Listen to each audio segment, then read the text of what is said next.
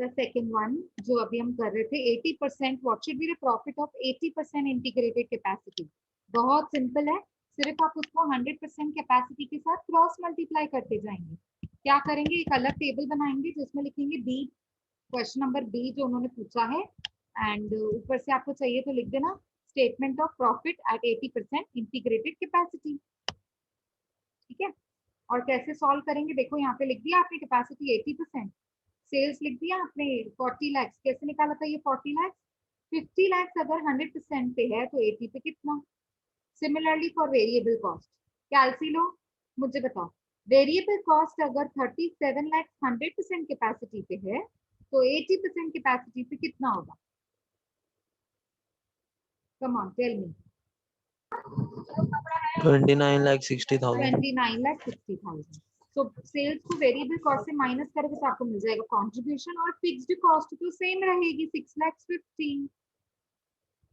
Fixed cost आपकी 100% पे 6,50,000 थी, तो 80% पे भी 6,50,000 ही रहेगी।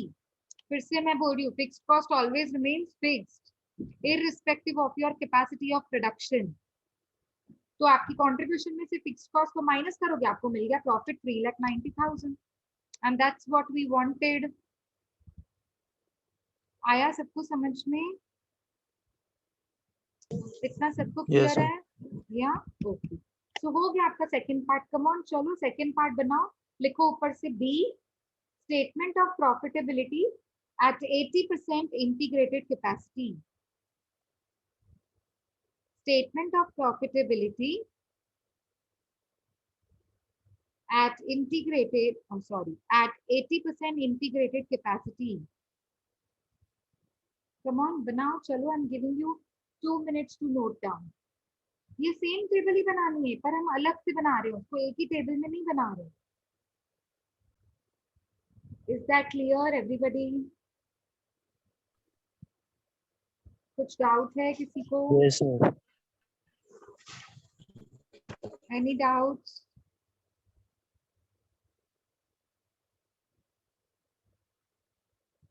Tell me any doubts? यहाँ तक कुछ डाउट है? No. Okay, ठीक है, आप नोट डाउन कीजिए, I'm giving you 2 minutes. See, look at the next question, C1, मतलब same question with part C. What is the sales required to earn a profit of rupees 6 lakhs? It's just, आपको ये table बनाने की भी जरूरत नहीं, इन्होंने पता नहीं क्यों टेबल में बनाया है उसको, वो टेबल में बनाने की जरूरत नहीं है, आपको सिर्फ रिक्वायर्ड सेल्स की फॉर्मूला लगानी है। तो रिक्वायर्ड सेल्स की फॉर्मूला क्या होती है? Tell me, what is formula of required sales? Fixed cost plus desired Cost. profit divided by PV ratio. Very good, so वही आपको बस लगाना है। देखो यहाँ पे इन्होंने फॉर्मूला लगाई दी है, required sales is equals to fixed cost plus desired profit upon PV ratio. और डिजायर्ड प्रॉफिट आपको उन्होंने क्वेश्चन में दिया हुआ है सी पार्ट में, to earn a profit of rupees 6 lakhs। ठीक है, मतलब टारगेट प्रॉफिट आपको मिला हुआ है 6 lakhs। फिक्स्ड कॉस्ट कितना है आपका 6,50,000 आफ्टर मर्ज कैपेसिटी, जो हमारी फिक्स्ड कॉस्ट थी वो उतनी ही रहेगी, डिवाइडेड बाय पीवी रेशियो। हमने ऑलरेडी मर्ज्ड कैपेसिटी का कैलकुलेट करके रखा था पॉइंट नंबर ए में, मर्ज्ड कैपेसिटी का। तो मर्ज्ड कैपेसिटी का contribution divide by sales into 100, PV ratio was 26% if you remember. So already सब कुछ मिला हुआ है, आपको फॉर्मूला में डालकर आंसर निकालना है, दैट्स इट। देखो 6,50,000 right hand side plus desired profit 6 lakhs divided by 26%. Mind, you have to put percentage. It's not 0.26 that we have to use, it is 26% that we have to use.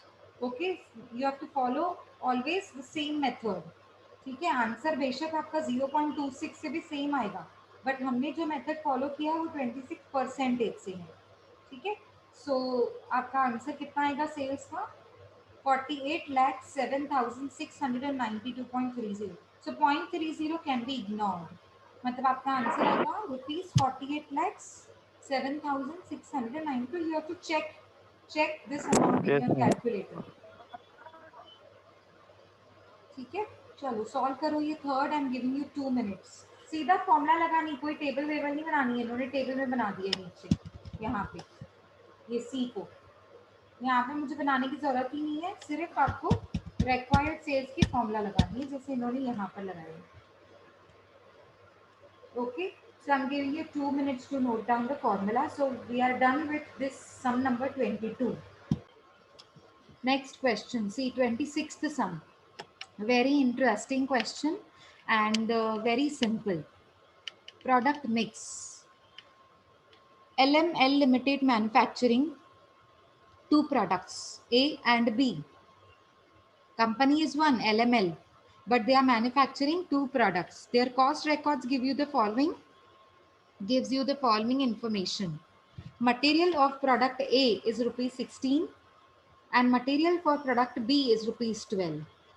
Wages 48 hours at the rate 50 paisa and for product B 32 hours at the rate 50 paisa.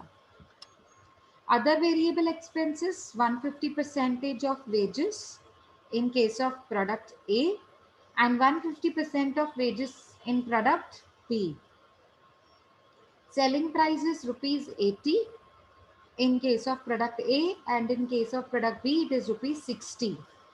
Total fixed cost of the company is 1500. Company, huh? It's not A and B. It's all about company he is saying. Total fixed cost of company is 1500. Okay.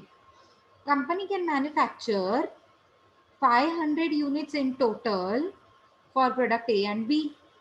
How many units? 500. मतलब company की capacity कितनी है? 500 units बनाने की, दोनों को मिलाकर A and B, with a condition that, पर ये शर्त रखी गई that at least 150 units of each product should be produced. मतलब दोनों में से एटलीस्ट किसी एक का तो 150 यूनिट्स प्रोड्यूस होना चाहिए मिनिमम. एटलीस्ट का मतलब होता है मिनिमम, मतलब 150 से कम नहीं करना है किसी एक को.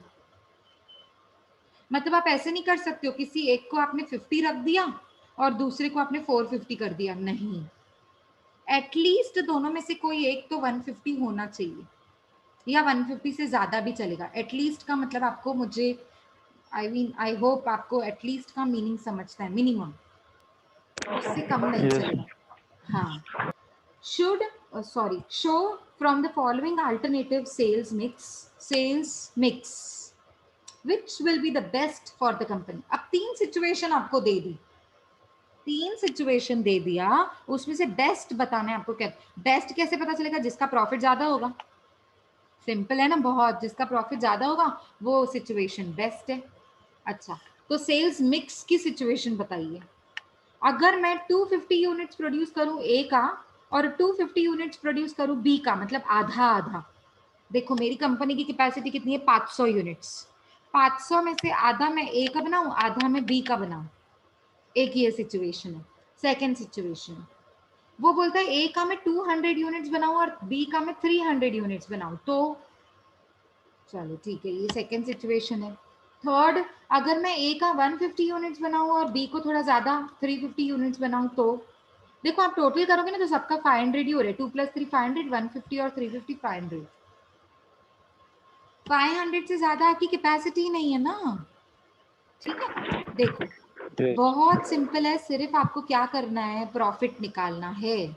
अब आप बोलोगे मैम यहाँ पे तो बड़ी कंफ्यूजन है, सेल्स दोनों के अलग अलग हैं 80 और 60, नंबर ऑफ यूनिट्स भी दोनों के अलग अलग हैं 250 250 200 300 150 350, केस नंबर ए में, केस नंबर बी में एंड केस नंबर सी में रिस्पेक्टिवली. मतलब सेल्स तो अलग है.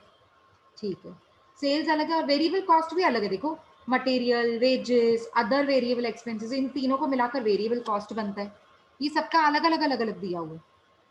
ठीक है, लेकिन फिक्स्ड कॉस्ट तो एक ही दिया हुआ है 1500 रुपए पूरी कंपनी का. तो ए का कितना, बी का कितना, वो तो पता ही नहीं है. ये तो पता ही नहीं है, तो फिर कैसे करें हम? प्रॉफिट कैसे निकालेंगे? कैसे प्रॉफिट तक हम पहुंचेंगे? बहुत सिंपल है. देखो सबसे पहले एक मार्जिनल कॉस्ट बना लो, मार्जिनल कॉस्ट शीट बना लो जिसमें कंट्रीब्यूशन तक तो आप इजीली पहुंच जाओगे. कंट्रीब्यूशन तक तो हम इजीली पहुंच जाएंगे. उसके बाद कंट्रीब्यूशन में से सिर्फ फिक्स्ड कॉस्ट को माइनस ही तो करना है. पर कंट्रीब्यूशन कैसे निकालेंगे? ध्यान से देखो, ए और बी का अलग अलग निकालना पड़ेगा. क्यों? क्योंकि सेल्स दोनों की अलग अलग है और वेरिएबल कॉस्ट भी दोनों के अलग अलग है. तो मुझे अलग अलग ही करना पड़ेगा, ठीक है। Particulars, product A, product B, ऐसे मैंने कॉलम्स बना लिए 3। अब देखो सेल्स पर यूनिट, हाँ मैं मार्जिनल कॉस्ट शीट कैसे बना रही हूँ, पर यूनिट के फॉर्म में। तो आपको चाहिए तो ऊपर में ब्रैकेट में लिख दो पर यूनिट, ठीक है। तो सेल्स का पर यूनिट कितना है 80, प्रोडक्ट ए का, और प्रोडक्ट बी का 60। जैसे है बस वैसे लिखते जाओ। अच्छा, उसमें से लेस करोगे वेरिएबल कॉस्ट। अब ध्यान से सुनो, वेरिएबल कॉस्ट एक नहीं है 3 है। मटेरियल वेरिएबल होता है, वेजेस वेरिएबल होता है, अदर वेरिएबल वेरिएबल होते हैं। ये सारे के सारे तीनों एक्सपेंसेस वेरिएबल हैं, ठीक है। तो अब मटेरियल कितना है 16 एंड बी के लिए 12। आपने लिख दिया, ये देखो 16, ये 12, ये सारे वेरिएबल कॉस्ट हैं इनर कॉलम में। फिर आउटर में उसका टोटल लेकर आएंगे, प्लीज कंफ्यूज मत होना। ये प्रोडक्ट ए का इनर कॉलम या आउटर कॉलम, ये प्रोडक्ट बी का इनर कॉलम आउटर कॉलम। आपने सेल्स दोनों की लिख दी 80 60 आउटर कॉलम में, सीधा एक ही है ना, इसीलिए। वेरिएबल कॉस्ट 3 है तो पहले इनर कॉलम में लिखो। चलो पहले लिख दिया हमने मटेरियल 16 एंड 12। अब आ जाओ वेजेस पे। क्या बोलता है वेजेस के लिए, प्लीज ध्यान से सुनना। 48 आवर्स अगर आप काम करवाते हो तो @50 पैसा देते हो 1 आवर का। समझ में आ रहा है आपको मैं क्या बोल रही हूँ? सॉरी, 48 आवर्स का 50 पैसा देते हो आप।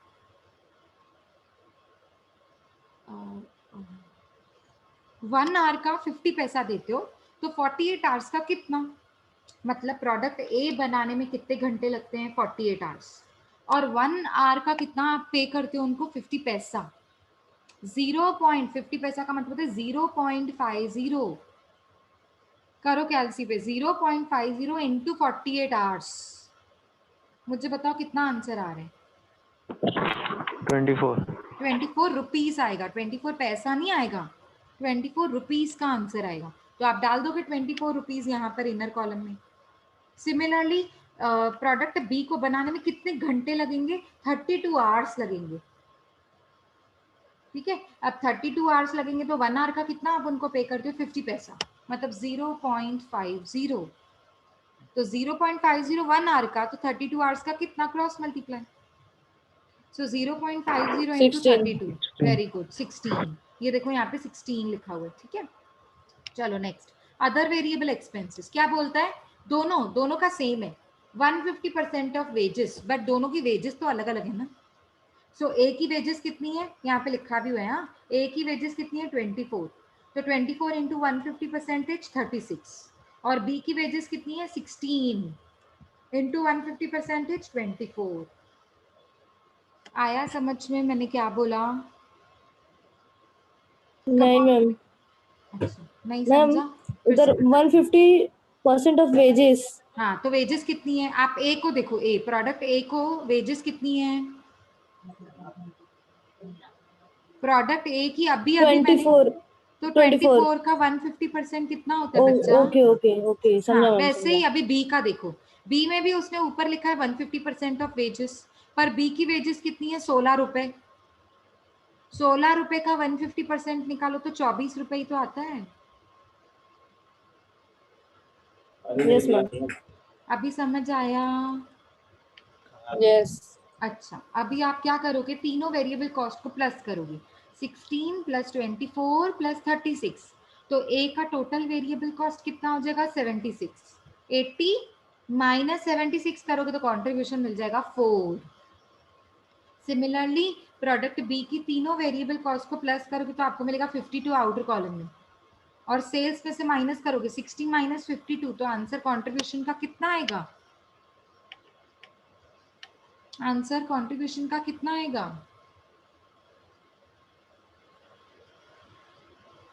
8। 60 माइनस 52 कितना होता है?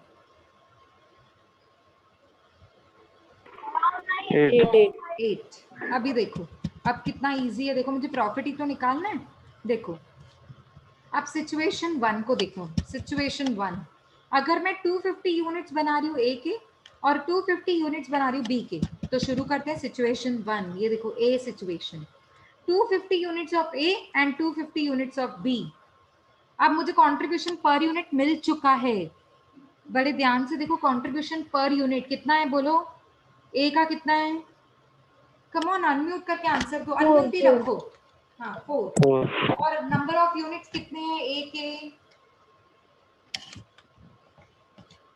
250 यूनिट्स। अभी अभी तो मैंने बताया ए केस में वो बोलता है मैं ए प्रोडक्ट को 250 यूनिट्स में बनाऊं और बी प्रोडक्ट को भी 250 यूनिट्स में बनाऊं।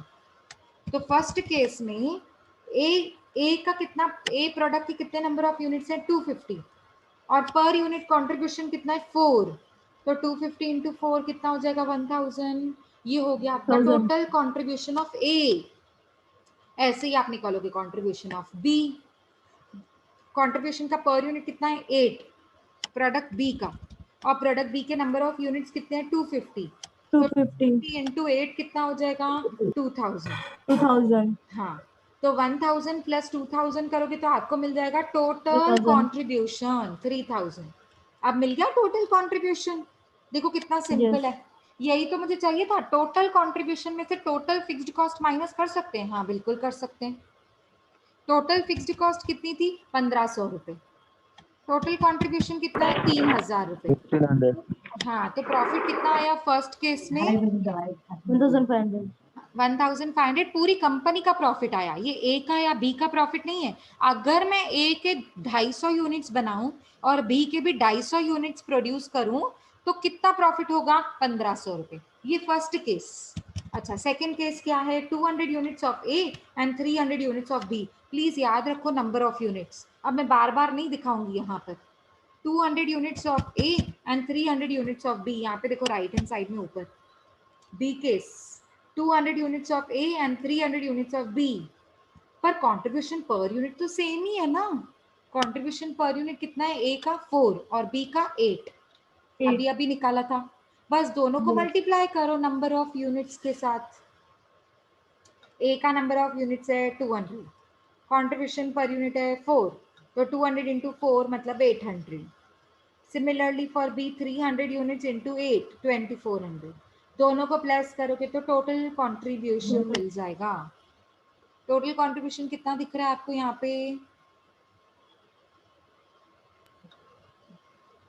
3200. 3200। उसमें से फिक्स्ड कॉस्ट को माइनस करोगे और आपकी टोटल फिक्स्ड कॉस्ट है 1500 रुपए। तो 3200 में से 1500 माइनस हो जाएंगे तो आपको प्रॉफिट बचेगा 1700 रुपए का, 1700 का। ये कब 1700 का प्रॉफिट होगा? जब आप ए प्रोडक्ट को 200 यूनिट्स में प्रोड्यूस कर रहे हो और प्रोडक्ट बी को 300 यूनिट्स। 300. हाँ, चलो अभी अगर मैंने ए प्रोडक्ट को थोड़ा और कम बनाया और बी प्रोडक्ट को थोड़ा ज्यादा बनाया, 150 यूनिट्स एंड 350 यूनिट्स, अगर ऐसे रेशियो में मैंने ए और बी को डिवाइड किया तो मेरा प्रॉफिट कितना होगा? चलो देखते हैं। ए 150 units into contribution per unit 4, answer आएगा 600।